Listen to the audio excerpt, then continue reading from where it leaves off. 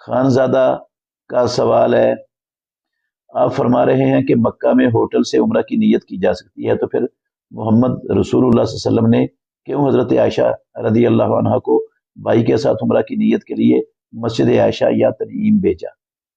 بھائی جان، اصل حقیقت تو اللہ بہتر جانتا ہے۔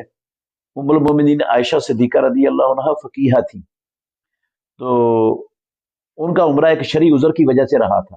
اگر وہ بغیر عمرے کے بھی چلے جاتی تو ان پر کوئی بوجھ نہیں تھا، کوئی گناہ نہیں تھا، کوئی مسئلہ نہیں تھا۔ تو رسول اللہ صلی اللہ علیہ وسلم کو بھی پتا تھا ان کا عمرہ رہ گیا ہے، تو آپ نے کوئی نہیں ان کو کہا کہ لازمی آپ عمرہ کرو اب۔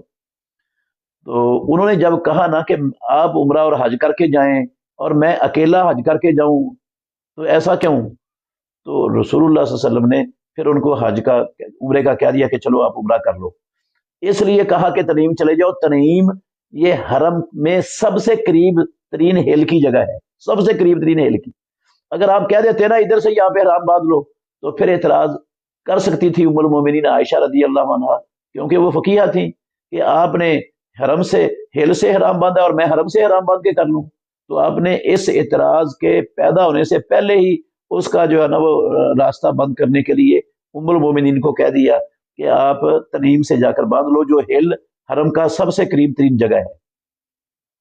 یہ بھی ہو سکتا ہے، اور یہ بھی احتمال ہے کہ رسول مکرم صلی اللہ علیہ وسلم ہل اور حرم اکٹھا کرنا چاہتے ہوں۔ تو میں یہ نہیں کہتا کہ کوئی مسجد عائشہ نہیں جا سکتا، کوئی جانا چاہتا ہے جائے، ہل حرم اکٹھا کرنا چاہتا ہے کر لے، اور اگر حرم سے بھی عمرہ کرنا چاہتا ہے تو حرم سے بھی عمرہ ہو جاتا ہے، رکاوٹ کوئی نہیں ہے۔